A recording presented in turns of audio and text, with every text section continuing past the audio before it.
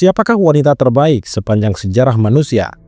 Apakah ia seorang ratu, seorang tokoh revolusioner, atau ibu dari seorang nabi yang sangat besar? Dalam Islam, jawabannya sangat jelas.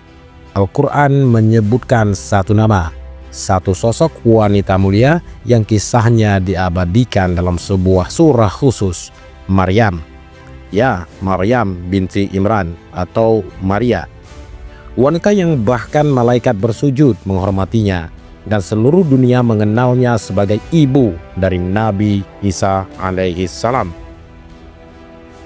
Di antara miliaran wanita sepanjang zaman, mengapa Maryam yang terpilih? Apa yang membuatnya begitu agung hingga Allah menyebutnya sebagai wanita terbaik? Yuk, mari kita bahas bersama dalam video kita kali ini. Al-Quran menyebut nama Maryam sebanyak 24 kali. Bahkan satu surah penuh, surah Maryam, surah ke-19 yang diberi nama khusus untuknya. Tidak ada wanita lain dalam Al-Quran yang mendapatkan kehormatan sebesar ini. Allah Subhanahu wa Ta'ala berfirman dalam Ali Imran ayat 42. Dan ingatlah ketika para malaikat berkata, "Wahai Maryam, sesungguhnya Allah telah memilihmu, menyucikanmu, dan melebihkanmu atas semua wanita di dunia." Itu adalah pernyataan langsung dari langit. Maryam diangkat derajatnya di atas semua wanita. Bukan karena harta, bukan juga karena keturunan, tetapi karena iman, kesucian, dan keteguhan hati. Maryam lahir dari keluarga Imran, keluarga soleh yang dikenal mulia. Ibunya bernazar jika anaknya lahir, ia akan diserahkan untuk berkhidmat di Baitul Maqdis. "Ya Tuhanku, sesungguhnya aku menazarkan kepadamu anak yang dalam kandunganku menjadi hamba yang berkhidmat." Quran Surat Ali Imran ayat 35. Namun sang ibu kaget karena yang lahir adalah perempuan. Nah, dalam tradisi saat itu, anak laki-laki itu lebih umum diutus untuk berkhidmat ke rumah ibadah. Tetapi Allah tahu lebih dari manusia. Padahal Allah lebih mengetahui apa yang akan dilahirkannya. Dan laki-laki tidak sama seperti perempuan. Quran Surat Ali Imran ayat 36. Inilah awal keistimewaan Maryam. Dari bayi ia sudah dipilih untuk menjadi penjaga kesucian. Maryam tumbuh di mihrab ataupun ruang ibadah dan dibesarkan oleh Nabi Zakaria alaihi salam. Di sana ia bukan hanya belajar ilmu, tetapi juga menjalani kehidupan spiritual yang sangat dalam. Setiap kali Zakaria masuk ke mihrab, ia mendapati makanan di sisi Maryam. Lalu Zakaria pun bertanya, "Wahai Maryam, dari manakah ini semua?" Maryam pun menjawab dengan tenang, "Ini dari Allah. Sesungguhnya Allah memberikan rezeki kepada siapa yang Dia kehendaki tanpa hisab." Quran Surah Ali Imran ayat 37. Maryam kecil sudah mencapai derajat ma'rifah, pengenalan mendalam kepada Allah.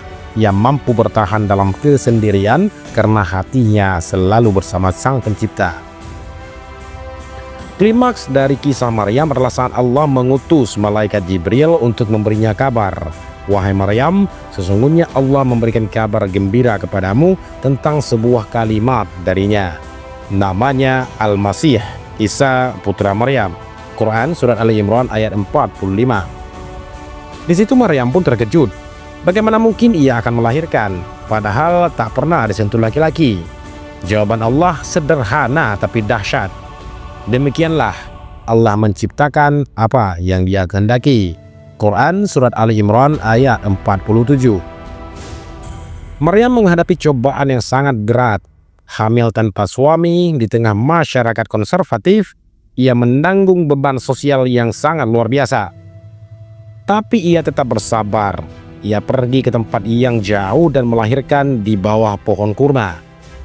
Maka rasa sakit akan melahirkan itu memaksa Maryam bersandar pada pangkal pohon kurma. Quran Surat Maryam ayat 23. Dan di tengah rasa sakitnya Allah menguatkannya. Air muncul dari bawah kakinya. Pohon itu menggugurkan buahnya. Allah tidak meninggalkan hambanya yang sabar. Setelah Isa lahir, Maryam kembali ke kaumnya, tetapi mereka tidak percaya. Mereka berkata, "Wahai Maryam, sungguh kamu telah melakukan sesuatu yang luar biasa. Bayangkan, seorang wanita soleh, hamil tanpa suami, lalu membawa bayi." Tetapi Maryam tidak menjawab, ia hanya menunjuk kepada Isa. Dan disitulah mukjizat terjadi. Nabi Isa berbicara saat masih dalam buayan. Apa yang dibicarakan Nabi Isa adalah, "Sesungguhnya aku ini adalah hamba Allah. Dia memberiku kitab dan menjadikanku seorang nabi." Quran Surat Maryam ayat 30. Allah tidak akan membiarkan Maryam membela dirinya sendiri. Allah sendiri yang akan membelanya melalui bayi ini, atau bayi Isa. Inilah bentuk tertinggi kehormatan yang diberikan kepada seorang hamba. Nah, apa yang bisa kita pelajari dari Maryam? Yaitu kesucian dan kekuatan.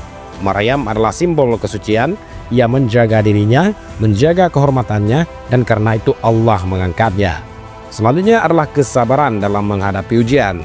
Karena ujian Maryam tidaklah ringan, mulai dari kesendirian, kehamilan ajaib, hingga fitnah.